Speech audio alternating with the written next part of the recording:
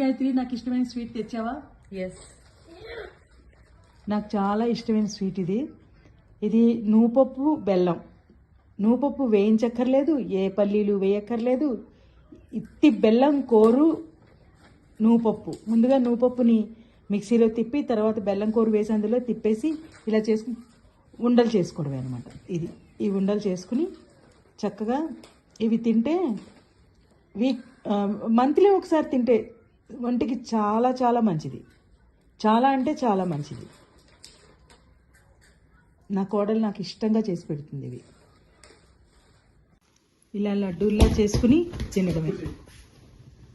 ఈ లడ్డు ఒక్కొక్కటి తింటే ఇంట్లో అందరం తింటాం మేము. దీన్ని మామూలుగా అయితే నువ్వుల లడ్డు అంటారు, మా ఊర్లో దీన్ని చిమ్లీ అంటారు. ఈ నువ్వుల లడ్డు చాలా మంచిది హెల్త్కి. నెలకోసారి తింటే చాలా మంచిది.